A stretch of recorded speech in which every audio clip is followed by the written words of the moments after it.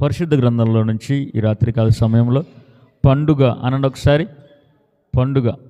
మనందరము కూడా క్రిస్మస్ పండుగ వాతావరణంలో ఉన్నాం.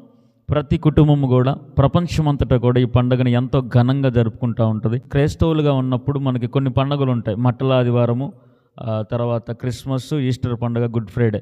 ఈ పండుగలు మనము ఎక్కువగా జరుపుకుంటూ ఉంటాం. అయితే ఈ పండుగల వెనక కొన్ని కారణాలు ఉన్నాయి. క్రిస్మస్ పండుగ జరుపుకుంటున్నాము అని అంటే ఒక కారణం ఉంది. ప్రపంచమంతా కూడా ప్రతి ఒక్కళ్ళు కూడా క్రిస్మస్ పండుగని క్రిస్మస్ అని అంటే క్రీస్తును ఆరాధించటం. హల్లెలూయా, హల్లెలూయా. మనం క్రిస్మస్ అనేది ప్రతిరోజు కూడా చేస్తూనే ఉన్నాం. క్రిస్మస్ పండుగ ప్రతిరోజు చేస్తున్నాం. అంటే యేసుక్రీస్తు ప్రభువారిని ప్రతిరోజు ఏం చేస్తున్నాం? ఆరాధన చేస్తూ ఉన్నాం. పొలంలో ఉన్నా ఆరాధన చేస్తాం, ఇంట్లో ఉన్నా ఆరాధన చేస్తాం, ఒంటరిగా ఉన్నా కొంతమంది అయితే హాస్పిటల్లో ఉన్నా సరే దేవుణ్ణి తలుచుకుంటారు. స్తోత్రం కలుగునగాక. హాస్పిటల్లో ఉన్న భయపడం కొన్నిసార్లు ఏమనుకుంటాం? నా దేవుడు నాకు ఉన్నాడు అని చెప్పి పండగ చేసుకుంటూ ఉంటాం. క్రీస్తుని ఆరాధించడం అది ఏ సమయంలో అయినా ఎక్కడైనా మనం జరుపుకోవచ్చు. స్తోత్రం కలుగునగాక. అయితే అసలు ఈ పండగ అనేది ఎప్పుడు ప్రారంభమైంది? ఈ పండుగలు మనకు అసలు ఎలా ప్రారంభమయ్యాయి? కొన్ని విషయాలు మీకు చెప్తానండి. బైబిల్లో కొన్ని పండుగలు ఉన్నాయి. పాత నిబంధనలో కొన్ని పండుగల గురించి మనము అతి ప్రాముఖ్యమైన పండుగలు మనం చూద్దాం. ఏంటి అని అంటే పస్కా పండుగ అనండి ఒకసారి. బైబిల్లో పండుగలు ఉన్నాయి. సబ్బాతు విశ్రాంతి దినమున ఒక పండుగగా ఆచరిస్తారు. అది వారానికి ఒకసారి వస్తుంది. తర్వాత పస్కా పండుగ మొదటి నెలలో వస్తుంది. పస్కా పండుగ కోతకాల పండుగ. మీరు పంట పొలాలన్నింటినీ కూడా మంచిగా మొదటి సమృద్ధిని తీసుకొస్తారు కదా కోతకాల పండుగని. ఇప్పటికీ చాలా సంఘాలు జరుపుకుంటూ ఉంటారు. పంట పండినప్పుడు దాంట్లోంచి కొంత భాగాన్ని తీసుకొచ్చి దేవుడికి అర్పితములు చేస్తూ ఉంటారు. హల్లెలూయా. కోతకాల పండుగ కానీ, పస్కా పండుగ కానీ, పులియని రొట్టెల పండుగ అంటే మన పరిశుద్ధతకి సాదృశ్యం. స్తోత్రం కలుగునుగాక. పెంతెకోస్తు పండుగ కూడా 50 రోజు జరుపుకుంటారు. పెంతెకోస్తు పండుగ రోజే పరిశుద్ధాత్మ దేవుడు భూమి మీదకి వచ్చాడు. స్తోత్రం కలుగునుగాక. గుడారాల పండుగ ఎందుకు చేస్తారు అని అంటే 40 సంవత్సరాలు దేవుడు కంటికి రెప్పలా కాపాడాడు. ఏ కీడు రాకుండా, ఏ శోధన రాకుండా. వాళ్ళు ఐగుప్తులో నుంచి కానాను దేశం వెళ్ళేటప్పుడు వాళ్ళంతా గుడారాలు వేసుకున్నప్పుడు చిన్న పిల్లలు ఉన్నారు. హలో చెప్పండి ఒకసారి. హల్లెలూయా. నేను చూశాను పల్లెటూరులో వాళ్ళు పండుకొని ఉంటే పాములు వస్తూ ఉన్నాయి. నేను కూడా మొన్న ప్రేయర్ చేసుకుందామని చెప్పి చాపేసుకొని కింద కూర్చొని, నాకు అలవాటు, కింద కూర్చొని ప్రేయర్ చేసుకుంటూ ఉంటుంటే పురుగులు వస్తూ ఉన్నాయి. ఇంతలాగా పురుగులు వస్తూ ఉన్నాయి. ఆ పొలంలో, అపార్ట్మెంట్ పొలంలో ఉంటుంది, ఆ పురుగులు వస్తూ ఉన్నాయి. అనిపిస్తుంది నిజంగా మనకే, ఇప్పుడున్న వాళ్ళకే మీరు పొలంలోకి వెళ్ళిన ఇంట్లో ఉన్న పాములు ఇవన్నీ వస్తూ ఉంటే చూస్తూ ఉంటారు, మనకు అలవాటే. కానీ వాళ్ళ గుడారాలు వేసుకొని అరణ్యములో ప్రయాణము చేశారు. స్తోత్రం కలుగునుగాక. గుడారాల పండుగ అంటే అరణ్యంలో ఉన్నప్పుడు ఏ కీడు దరిచేరనీయకుండా పగలు మేఘస్తంభంలాగా, రాత్రి అగ్నిస్తంభంలాగా వెనువెంటే ఉండి దేవుడు కాపాడాడు గనక వాళ్ళు దేవుణ్ణి జ్ఞాపకం చేసుకుంటూ 40 సంవత్సరాల అరణ్య ప్రయాణాన్ని జ్ఞాపకం చేసుకుంటూ గుడారాల పండుగను జరుపుకున్నారు. హల్లెలూయా. తర్వాత పూరీము పండుగ అని వస్తుంది. అది ఏంటంటే ఎస్తేరు 3 రోజులు ఉపవాసం ఉండి కన్నీటితో ప్రార్థన చేసి యూదుల మరణాన్ని కొట్టివేసి వాళ్ళకి దుఃఖ దినములన్నీ సమాప్తము చేస్తూ వాళ్ళకి సంతోషాన్ని అనుగ్రహిస్తుంది. హల్లెలూయా. దానికి సందర్భంగా పూరీము పండుగలు జరుపుకుంటూ ఉంటారు.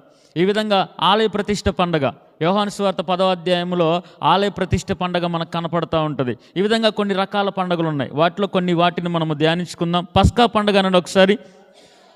ఈ పస్కా పండుగ చాలా ప్రాముఖ్యమైనది. దీనికి మన జీవితంతో ముడిపెట్టబడి ఉంది. పేతురు రాసిన మొదటి పత్రిక 2వ అధ్యాయము 9వ వచనంలో దేవుడు ఒక మాట మాట్లాడతాడు. పేతురు రాసిన మొదటి పత్రిక 2వ అధ్యాయం 9వ వచనంలో, పూర్వం మీరు చీకట్లో ఉన్నారు, చీకట్లో నుంచి ఆశ్చర్యకరమైన వెలుగులోకి దేవుడు మనల్ని నడిపించాడు. స్తోత్రం కలుగునుగాక. చెప్పండి, ఎక్కడున్నాం మనము?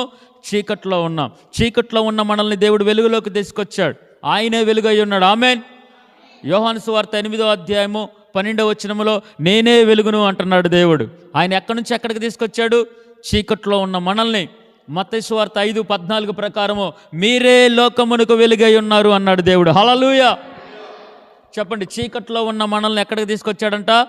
ఆశ్చర్యకరమైన వెలుగులోకి తీసుకొచ్చి రాజులుగా చేశాడు, యాజకులుగా చేశాడు, పరిశుద్ధులుగా చేశాడు, రాకడకు సిద్ధపడే వధువు సంఘముగా మారుస్తున్నాడు, పరలోక రాజ్యానికి వారసులుగా నియమిస్తున్నాడు, ఆశీర్వాదానికి వారసులుగా నియమిస్తున్నాడు, అనేక మందికి దీవెనకరంగా దేవుడు మారుస్తూ ఉన్నాడు. స్తోత్రం కలుగునుగాక.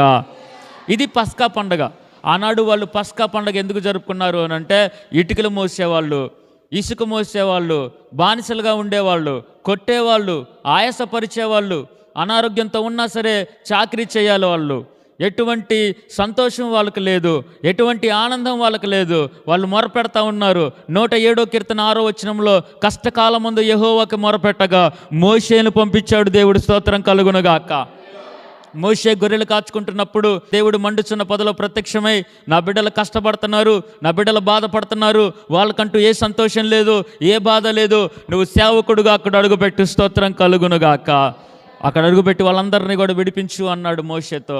మోషే అక్కడికి వెళ్ళాడు, వాళ్ళందరినీ కూడా విడిపించి బయటికి తీసుకొచ్చాడు. 10 అద్భుతాలు జరిగాయి. ఎన్ని అద్భుతాలు చెప్పండి?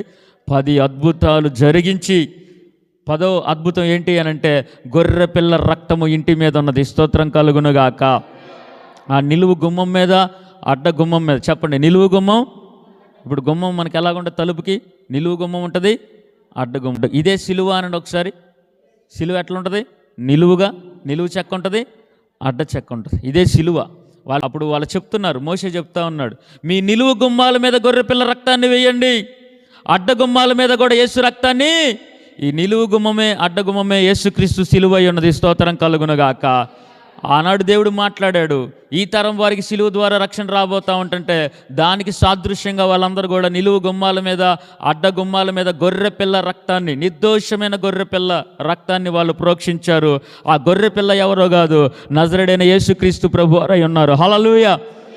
వాళ్ళ గొర్రె పిల్ల రక్తాన్ని అలా విధంగా వాటి మీద ప్రోక్షించుకొని వాటికి రాసి లోన వాళ్ళు ఆనందంగా సంతోషముగా పండగ జరుపుకున్నారు.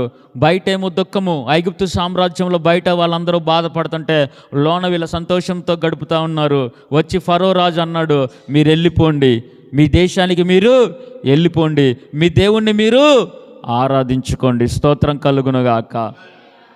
ఫరో చేతుల్లో నుంచి, చెప్పండి, ఫరో చేతుల్లో నుంచి దేవుడు ఇజ్రాయేలుని విడిపించాడు. స్తోత్రం కలుగునుగాక. ఐగుప్తుల చేతిలో నుంచి ఇజ్రాయేలుని దేవుడు విడిపించాడు. స్తోత్రం కలుగునుగాక. మనల్ని కూడా రోగాలు అనే చేతుల్లోంచి విడిపించునుగాక. మరణ బంధకాల్లోంచి నా దేవుడు విడిపించునుగాక. అప్పులు అనే బాధల్లోంచి నా దేవుడు విడిపించునుగాక. ఎటువంటి సమస్యలో ఉన్నా సరే నా దేవుడు విడిపించునుగాక. నిర్గమకాండం అంటే అర్థం ఏంటంటే, నిర్గమము అంటే బయటికి రావడము. పాస్ అవే అంటే దాని అర్థం ఏంటి అని అంటే, వాళ్ళు ఐగుప్తు బానిసత్వం నుంచి బయటకు వచ్చారు, బాధల్లో నుంచి బయటకు వచ్చారు, కష్టాల్లోంచి బయటకు వచ్చారు, కన్నీటిలోంచి బయటకు వచ్చారు. వాళ్ళ చెరసాలంతా కూడా బద్దలైపోయింది. స్తోత్రం కలుగునుగాక. వాళ్ళ బానిసత్వ బ్రతుకు బయటకు వచ్చి పండగ చేసుకున్నారు. అదే పస్కా పండగ అయి ఉన్నది. స్తోత్రం కలుగునుగాక. మనందరం కూడా దేవుడు చెప్తున్న మాట ఏంటి అని అంటే, మనల్ని కూడా నా దేవుడు రోగాల నుంచి విడిపిస్తున్నాడు. స్తోత్రం కలుగునుగాక. కష్టాలలోంచి, కన్నీటిలోంచి విడిపించాడు, విడిపిస్తున్నాడు, విడిపించబోతున్నాడు. ఆమేన్. హల్లెలూయా. చెప్పండి, మన దేవుడు ఎలాంటి దేవుడు అంట? ఆనాడు వాళ్ళని విడిపించాడు, ఈరోజు మనల్ని కూడా విడిపించడానికి సామర్థ్యం కలిగి ఉన్నవాడు. ఎందుకనంటే మన దేవుడు నిన్న, నేడు, నిరంతరము కూడా ఏకరీతిగా ఉన్నాడు. స్తోత్రం కలుగునుగాక. ఆ కాలంలో పండగ జరిగింది, పస్కా పండగ.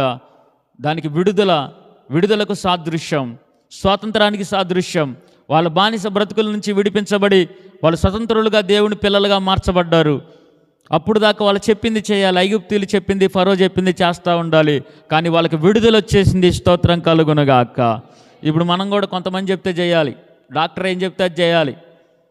అమ్మా, నువ్వు సెల్లో ఎక్కువ తిరగమాకంటే తిరగకూడదు, నువ్వు అన్నం ఎక్కువ తినమాకంటే తినకూడదు, నువ్వు చికెన్ ఎక్కువ తినమాకు, మటన్ ఎక్కువ తినమాకంటే, నువ్వు కారం ఎక్కువ తినొద్దంటే, మనుషులు చెప్పినట్లు మనం చేస్తూ ఉండాలి మన బ్రతుకు.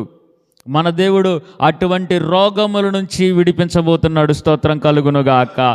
ఆనాడు ఐగుప్తు బానిసత్వం నుంచి, ఫరో సామ్రాజ్యం నుంచి వాళ్ళందరిని కూడా విడిపించి ఒక పండగని క్రియేట్ చేశాడు దేవుడు. వాళ్ళకంటూ ఒక ఆనందాన్ని, సంతోషాన్ని ఇచ్చాడు. అలాగే ఈ క్రిస్మస్ పండగ కూడా ఆయన ఈ లోకానికి వచ్చి పాపపు సంఖ్యలు తెంచాడు మన దేవుడు. స్తోత్రం కలుగునుగాక. బానిస సంఖ్యలు తెంచాడు. స్తోత్రం కలుగునుగాక. మనకంటూ ఒక చక్కటి గృహాన్ని ఇచ్చాడు, మనకంటూ చక్కని కుటుంబాన్ని ఇచ్చాడు, మనకంటూ చక్కటి ఆరోగ్యాన్ని ఇచ్చాడు, మనకంటూ ఒక జీవితాన్ని ఇచ్చాడు దేవుడు. స్తోత్రం కలుగునుగాక. పిల్లలు లేకపోతే పిల్లల్ని పుట్టించలేదా? వివాహం అంటే మొదటి వాళ్ళకి చేయలేదా? గర్భఫలం లేదు అని అంటే గర్భఫలం ఇయలేదా? అది చేసిన దేవుడు ఇదెందుకు చేయడు? హల్లెలూయా. సోదరు చెప్పడు, 2 చేతులు పైకెత్తి. ఇప్పుడు మీ ఇంటికి వచ్చి అన్నం పెడితే మీరు కూరేసారనుకో, దాంతోపాటు ఏం చేస్తారు? పెరుగు కావాలి అయ్యగారు అని అంటారా లేదా? కొంతమంది అయితే బిర్యానీ పెట్టి, కడుపు నిండా బిర్యానీ పెట్టి, అయ్యగారు థమ్సప్ తాగండి అని అంటారు.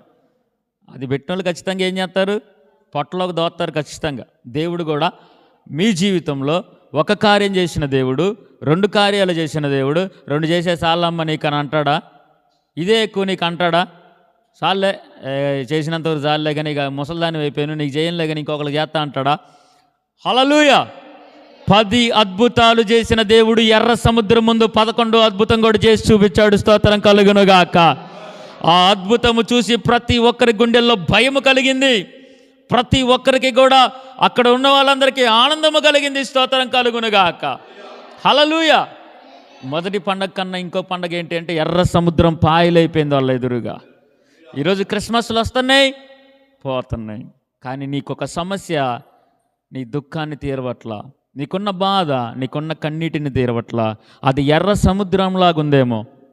నిజమే, వాళ్ళు పస్కా పండగ జరుపుకున్నారు కానీ వెనక శత్రువులు మాత్రం అలాగే వస్తున్నారు. వాళ్ళు పస్కా పండగ జరుపుకున్నారు కానీ ఎర్ర సముద్రం ఎదురుగా ఉండిపోయింది. ఈరోజు మన జీవితంలో కూడా క్రిస్మస్ జరుపుకుంటున్నాం. క్రిస్మస్ ఉదయం పూట ఒక బట్టలు వేసుకుంటున్నాం, సాయంత్రం పూట ఒక బట్టలు వేసుకుంటున్నాం. న్యూ ఇయర్కి ఒక బట్టలు వేసుకుంటున్నాం, సాయంత్రం ఒక బట్టలు వేసుకుంటున్నాం. గుళ్ళోకి వచ్చినప్పుడు ఒక జత వేసుకుంటున్నాం, ఇంట్లో ఉన్నప్పుడు ఒక జత వేసుకుంటున్నాం. మొత్తానికి ఎన్ని జతలు వేసుకున్నా, ఎన్ని పిండి వంటలు వండుకున్నా, ఆ రోజు మటన్ తెచ్చుకొని ఇల్లంతా తిన్నా, తర్వాత రోజు మనకి ఆ ఎర్ర సముద్రం చీలట్లేదు. ఆ సమస్య మాత్రం అలాగే ఉంటుంది. క్రిస్మస్ అంటే తర్వాత నెలలో అప్పులైపోతున్నాయి, ఒక 10,000 20,000 ఇలాగ సమస్యలతో కొనసాగుతూ ఉంది మన జీవితం. నా దేవుడు చెప్తున్నాడు, పస్కా పండగ వచ్చిన తర్వాత వాళ్ళకి ఇంకా శ్రమ ఎక్కువైంది, కానీ నా దేవుడు చెప్తున్నాడు 10 అద్భుతాలు చేసిన దేవుడు 11వ అద్భుతాన్ని కూడా చేయబోతా ఉన్నాడు. హల్లెలూయా. అసలైన పండగ ఏంటి అని అంటే నీకున్న బాధని తీర్చడమే అసలైన పండగ. చెప్పండి, పండగ అంటే ఏంటి? హల్లెలూయా. హల్లెలూయా. పండగ అంటే కొత్త బట్టలు వేసుకోగలను, నీ మొహంలోకి ఆనందం అయితే రాదుగా, నీ హృదయంలో వేదన అయితే తీరదుగా, ఎంత తిన్నా సరే ఆనందం హృదయానికి రాదుగా. కడుపుకు ఆకలి అయితే తీరిద్ది కానీ హృదయం ఆకలి ఎట్లా తీరిద్ది? ఒక ఆయన అంటామన్నాడు, కాలుకి దెబ్బ తగిలినా టాబ్లెట్ వేసుకోవచ్చు, తలకి నొప్పి వచ్చినా టాబ్లెట్ వేసుకోవచ్చు, మరి హృదయ గాయానికి టాబ్లెట్ ఏమైనా ఉందా? అయ్యా నాకు కొద్దిగా బాధగా ఉంది కానీ టాబ్లెట్ ఇవా బాధపోవడానికంటే ఆవిడ ఎనతరా? ఈ ప్రపంచంలో ఆ బాధని నివారణ చేయగలిగిన వాడు మన దేవుడై ఉన్నాడు. స్తోత్రం కలుగునుగాక.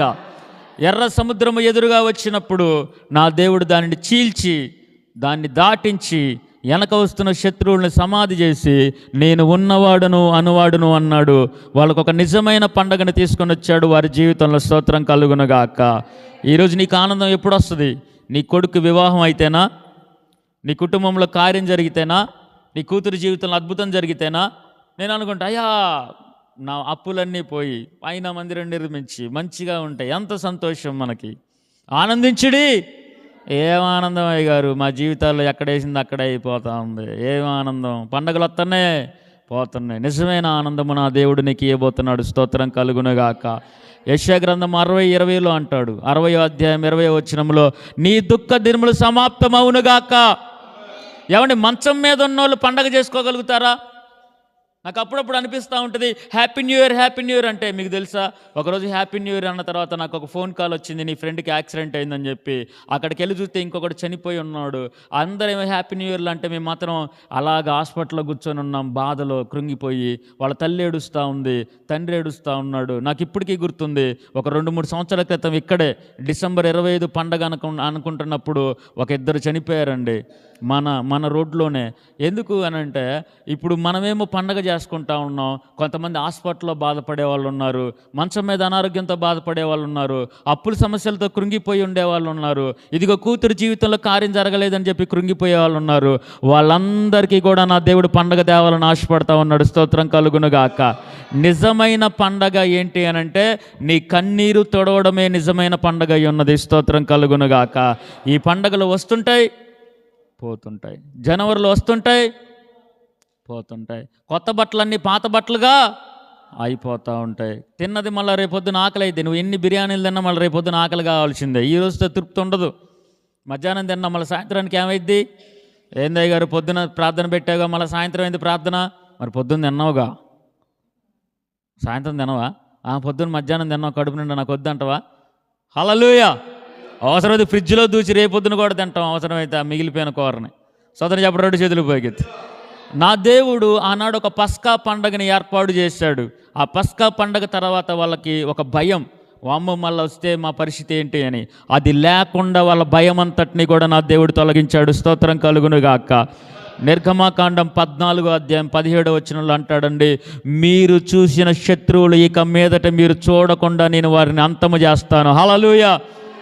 మీరు చూసిన బాధలు, మీరు చూసిన శత్రువుల్ని ఇక మీదట మీకు కనపడకుండా కనుమరుగు చేస్తా అన్నాడు దేవుడు. ఆమేన్. ఈరోజు నువ్వు ఏ బాధతో అయితే ఉన్నావో, ఏ సమస్యతో అయితే ఉన్నావో దాన్ని నా దేవుడు కనుమరుగు చేయబోతా ఉన్నాడు. నీ జీవితానికి నిజమైన పండగను తేబోతా ఉన్నాడు. స్తోత్రం కలుగునుగాక. ఒక మంచం మీద ఉన్న వ్యక్తి స్వస్థత పొందుకుంటే పండగే. ఒక తల్లికి కూతురికి పెళ్ళైతే, కొడుకు పెళ్ళైతే పండగే. గర్భఫలం లేని ఒక చెల్లికి, ఒక తల్లికి గనక ఇదిగో నా కూతురు గర్భఫలం వచ్చిందని చెప్పి గర్భఫలం వస్తే పండగే. హాస్పిటల్లో ఆపరేషన్ చేయాలి లేకపోతే బతకడు అని అంటే క్షేమంగా బయటకు వస్తే పండగే. హల్లెలూయా. పిల్లలకి మంచి ఉద్యోగం వచ్చిందమ్మా, నీ అల్లుడికి నీ కొడుక్కి మంచి ఉద్యోగం వచ్చిందంటే పండగే. ఈరోజు తాత్కాలికమైన పండగలు మనం జరుపుకుంటూ ఉంటున్నాం, వచ్చిపోయే పండగలు జరుపుకుంటూ ఉంటున్నాం. శాశ్వతమైన సంతోషాన్ని నా దేవుడు నీకు అనుగ్రహించునుగాక. హల్లెలూయా. అందుకే నా దేవుడు ఈ లోకానికి వచ్చాడండి. ఆయన ఎందుకు వచ్చాడు అని అంటే చీకట్లో ఉన్న జనులు గొప్ప వెలుగును చూశారు అని. హల్లెలూయా. మత్తయి సువార్త 4:12-16 కలిపి ఉంటే దాంట్లో కింద భాగం ఉంటుంది చూడండి, ఒక ప్రవచనం ఎత్తి పెడతాడు. జబులూను దేశమును, నఫ్తాలి దేశమును, యోర్దానుకు ఆవలున్న సముద్ర తీరమును అన్ని జనులు నివసించు గలిలయలో చీకటిలో కూర్చుండి ఉన్న ప్రజలు గొప్ప వెలుగు చూచిరి. మరణ ప్రదేశములో మరణ ఛాయలో కూర్చుండిన వారికి వెలుగు ఉదయించెను. స్తోత్రం కలుగునుగాక. యేసుక్రీస్తు ప్రభువారు పుట్టింది ఎప్పుడు పుట్టాడు? డిసెంబర్ 25 అని అనుకుంటున్నాం. 2000 సంవత్సరాల క్రితం ఆయన పుట్టాడు. 2000 సంవత్సరాల క్రితం ఆయన పుడితే ఇప్పుడు ఆయన బట్టి మనం సంతోషిస్తున్నాం. స్తోత్రం కలుగునుగాక. హల్లెలూయా. కాబట్టి చివరిగా నా మాటల ముగింపులో ఏంటి అనంటే ఆయన మనకు ఒక పండగనివ్వాలని ఆశపడతా ఉన్నాడు. అది అందరికీ వచ్చిపోయే పండగ కాదు. నువ్వు ఏదైతే నువ్వు ఆశిస్తున్నావో, ఏదైతే నువ్వు వెతుకుతున్నావో, ఏదైతే నువ్వు కోరుకుంటున్నావో అది నా దేవుడు ఇవ్వడానికి ఇష్టపడుతున్నాడు. స్తోత్రం కలుగునుగాక. లూకాసు సువార్త 1:17 చివరి భాగం చదువుదాం. లూకాసు సువార్త 1:17 ఏమంటున్నాడంటే, మరియు అతడు తండ్రుల హృదయములను పిల్లల తట్టుకును అవిధేయులను నీతిమంతుల జ్ఞానమును అనుసరించి త్రిప్పి ప్రభు కొరకు ఆయత్తపడి ఉన్న ప్రజలను సిద్ధపరచుడికై ఏలియా యొక్క ఆత్మయు శక్తియు గలవాడై ఆయనకు ముందుగా వెళ్ళుచు నీకు సంతోషమును మహా ఆనందమును కలుగును. అతడు పుట్టినందున అనేక మంది సంతోషించెదరు. స్తోత్రం కలుగునుగాక. బాప్తిస్మిచ్చి యోహాను గురించి దేవుడు మాట్లాడుతూ ఉన్నాడు. అతడు పుట్టినందువల్ల అనేక మంది సంతోషించెదరు. హల్లెలూయా. మరి యేసుక్రీస్తు ప్రభువారు పుట్టినందుకు ఈరోజు ప్రపంచమంతా సంతోషంగా ఉన్నది. నా మాటల ముగింపులో ఒకటి చెప్తా ఉన్నాను. ఆనాడు దేవుడు పస్కా పండగ వాళ్ళు జరుపుకున్న తర్వాత అసలైన శ్రమ వాళ్ళకు వచ్చింది. ఆ శ్రమను తప్పించి దేవుడు సంతోషాన్ని ఇచ్చాడు. మిరియాము బయటకు వచ్చిన తర్వాత, ఎర్ర సముద్రాన్ని దాటిన తర్వాత గొప్ప ప్రతి గానములతో దేవుణ్ణి ఆరాధిస్తుంది. 20 లక్షల మంది కలిసి, 30 లక్షల మంది కలిసి అక్కడ ప్రతి గానములు చేస్తూ ఉంటారు. హల్లెలూయా. ఎర్ర సముద్రము ఆరిన నేలగా మార్చబడుతుంది. వాళ్ళందరూ క్షేమముగా దాటిపోతారు. వచ్చిన శత్రువులందరూ కూడా జలసమాధి అయిపోతారు. దేవుడు అద్భుతమైన విజయాన్ని అనుగ్రహించాడు. ఆమేన్. ఇంకొక పండుగ ఉందండి బైబిల్లో. ఆ పండుగ గురించి భక్తుడు రాస్తా ఉన్నాడు. ఎస్తేరు గ్రంథంలో మీరు గమనించినట్లయితే అక్కడ యూదుల మరణం వస్తుంది. యూదుల మరణం వచ్చినప్పుడు వాళ్ళందరూ కూడా మా పని అయిపోయింది, మా బ్రతుకు అయిపోయింది, మేము చచ్చిపోతున్నాం అని అనుకున్నారు. మొర్దెకై ఒక మాట చెప్పాడు ఎస్తేరు దగ్గరికి పోయి, అమ్మా ఈరోజు నువ్వు రాణిగా ఉన్నావంటే దేవుడి కృప. చెప్పండి ఒకసారి. నేను ఒక మాట చెప్తా అందరికీ కూడా. ఎస్తేరుకు కూడా మొర్దెకై ఒక మాట చెప్తాడు, నువ్వు ఈరోజు ఈ స్థితిలో ఉన్నావు అంటే దేవుడే నీకు అనుగ్రహించాడు. స్తోత్రం కలుగునుగాక. ఒక అనాథగా ఉన్న నిన్ను, ఏమీ చేతగా నిన్ను తీసుకెళ్ళి దేవుడు ఎక్కడ కూర్చోబెట్టాడంట? సింహాసనం మీద కూర్చోబెట్టాడు. మహారాణి చేశాడు. ఇంత చేసి నువ్వేం చేయాలో తెలుసా? యూదుల మరణం వస్తుంది, నువ్వు ఏదైనా చేయాలి అనుకున్నప్పుడు ఎస్తేరు అనుకున్నది, నా భర్తకి వెళ్ళి చెప్పేస్తా అనుకోవాలా, నా భర్తకు పోయి అయ్యా వీళ్ళందరూ మా వాళ్ళే విడిపించని చెప్దాం అనుకోవాలా. మొదటగా దేవుడి దగ్గరికి వెళ్ళింది. స్తోత్రం కలుగునుగాక. తనకిచ్చిన స్థితిని మర్చిపోలా. దేవుడు నాకు ఈ స్థితి ఇచ్చాడు, ఎందుకు ఇచ్చాడు? రాణి తప్ప ఎవరు రాజుగారిని కలవలేరు కూడా, ఎవరు కూడా. నన్ను అందుకోనేమో వీళ్ళందరినీ యూదుల మరణాన్ని ఆపడం కోసమే నన్ను ఈ స్థితిలో ఉంచాడు అనుకొని 3 దినములు ఉపవాసం ఉండి ప్రార్థన చేస్తుంది ఒకరి మరణాన్ని కొట్టివేయడానికి. హల్లెలూయా.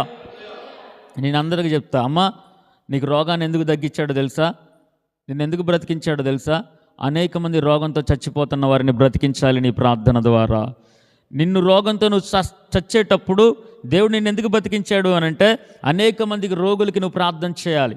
గర్భఫలము లేకుండా కొంతమంది బాధపడి ఉపవాసాలు చేసి పిల్లల్ని అంటారు. దేవుడి యొక్క సన్నిధి, దేవుడి యొక్క కృపను బట్టి పిల్లల్ని అంటారు. వాళ్ళు ఎందుకు పిల్లలుగా అన్నారు? పిల్లగాళ్ళు వేసుకుని అటు ఇటు తిరగమని కాదు, గర్భఫలము లేని వాళ్ళందరికీ కూడా ప్రార్థన చేయమని. స్తోత్రం కలుగునుగాక.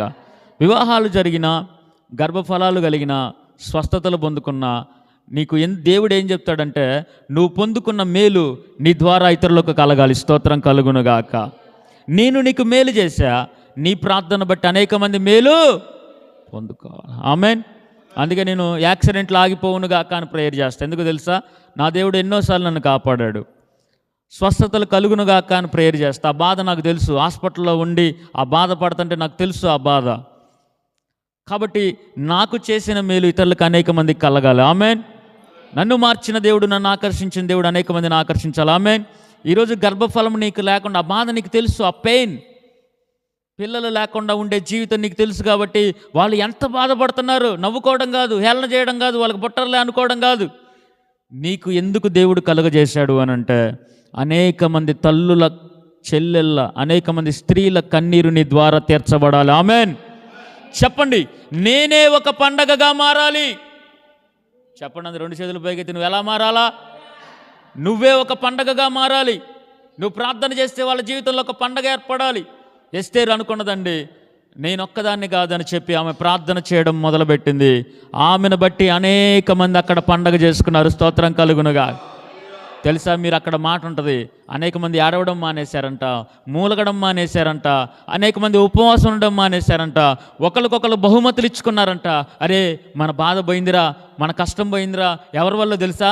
ఎస్తేరు వల్ల. ఎస్తేరు ప్రార్థన చేసిందిరా, మనం విడిపించబడ్డామరా అని చెప్పి అందరూ కూడా పండగలు చేసి వాళ్ళ పేర్లు రాసి చెప్తా ఉన్నారు. ఈ పండగ ప్రతి సంవత్సరము జరగాలి, వాళ్ళ పేర్లు వినపడాలి. మన శత్రు బాధ నుంచి మనల్ని విడిపించాడు, మనకు వచ్చిన మరణాన్ని కొట్టివేశారు ఎస్తేరు మొర్దెకై అని చెప్పి వాళ్ళ పేర్లు లిఖించి ముద్రించి వాళ్ళ గొప్ప పండగ చేసుకున్నారు యూదులందరూ కూడా. స్తోత్రం కలుగునుగాక. మోషేని బట్టి ఐగుప్తీయులందరూ కూడా, ఐగుప్తు సామ్రాజ్యం నుంచి విడిపించబడిన ఇశ్రాయేలీలందరూ కూడా గొప్ప పండగను చేసుకున్నారు. ఎస్తేరుని బట్టి, మొర్దెకైని బట్టి వాళ్ళందరూ కూడా గొప్ప పండగను చేసుకున్నారు యూదులందరూ కూడా. యేసుక్రీస్తు ప్రభువారిని బట్టి ఈరోజు ప్రపంచమంతా కూడా అనేక మంది పండగ చేసుకుంటున్నారు. స్వస్థత పొందుకున్న వాళ్ళు, గర్భఫలం పొందుకున్న వాళ్ళు, వివాహం జరిగిన వాళ్ళు, అప్పుల బాధలు తొలగించబడిన వాళ్ళు, చచ్చిపోతున్న వాళ్ళు బ్రతికించబడిన వాళ్ళు, దెయ్యాలచే పీడించబడుతున్న వారు విడిపించబడిన వారు, వివాహాలు జరిగిన వాళ్ళు, గృహాలు కట్టుకున్న వాళ్ళు, ఇదిగో ఆత్మహత్య చేసుకోవాలి అని మోడుబారిన జీవితం కలిగిన వాళ్ళందరూ కూడా పండగ చేసుకుంటా ఉన్నారు యేసుక్రీస్తు ప్రభువారిని బట్టి. స్తోత్రం కలుగునుగాక. ఈరోజు నీ పరిస్థితి ఏంటి, నా పరిస్థితి ఏంటి? మనము కూడా ఒక పండగగా మార్చబడదుముగాక. మనల్ని బట్టి కుటుంబాలు కట్టబడాలి, మనల్ని బట్టి యవనస్తుల జీవితాల్లో అద్భుతాలు జరగాలి, మనల్ని బట్టి మోడుబారిన జీవితాలు చిగురింప చేయబడాలి. యేసుక్రీస్తు ప్రభువారు ఒక పండగగా నిలబడ్డాడు ప్రపంచానికి.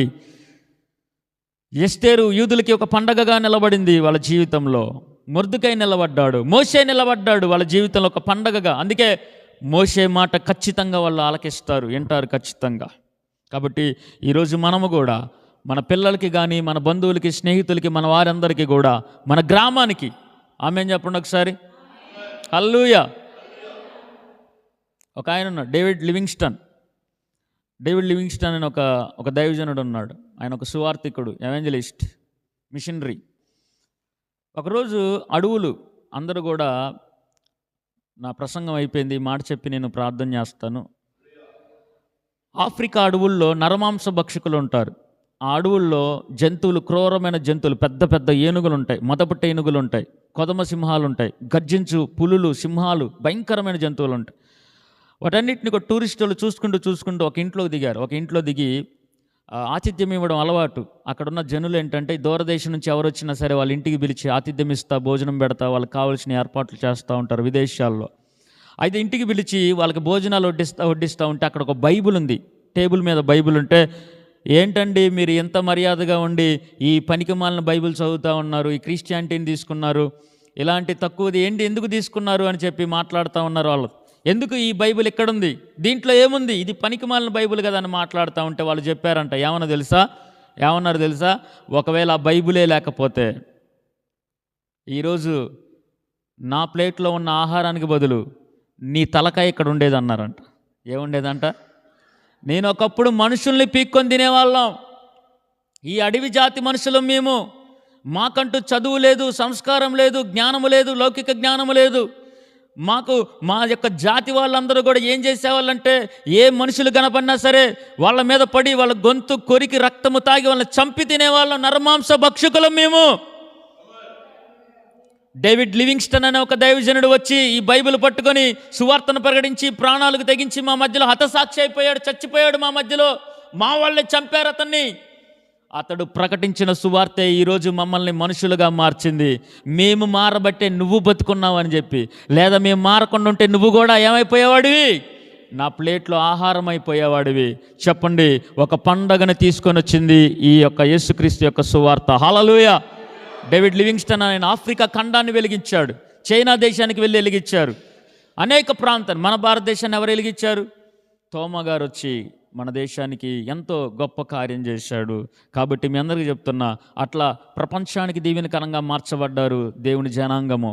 మనందరము కూడా మనల్ని బట్టి అనేక మంది జీవితాల్లో ఒక పండగ కలుగునుగాక, పండగ వాతావరణము కలుగునుగాక. అమ్మా, నీ ప్రార్థన బట్టి నా పిల్లలు బాగున్నారు, నీ ప్రార్థన బట్టి నా కుటుంబం బాగుంది, నీ ప్రార్థన బట్టి చచ్చిపోయే వాళ్ళం నీ ప్రార్థన బట్టి మేము బ్రతికాము, మీ ప్రార్థన బట్టి మేము సజీవంగా ఉన్నామని ఎవరైనా చెప్పారు అని అంటే వారు సంతోషంగా మిమ్మల్ని బట్టి, అమ్మ మీ ప్రార్థన బట్టి మీకు క్షేమంగా ఉన్నామని ఎవరైనా చెప్పగలిగితే గనక, వారి జీవితంలో ఒక పండుగను తీసుకురాగలిగితే గనక దేవుడు పరలోక రాజ్యంలో గొప్ప స్థితిలో నిన్ను నన్ను ఉంచుతాడు. స్తోత్రం కలుగునుగాక. మనము పండగలు జరుపుకునే వారిముగా కాదు, మనమే ఒక పండగగా మారాలి. ఇట్టి మాటలు దేవుడు తన వినికిల్లో ఆశీర్వదించునుగాక.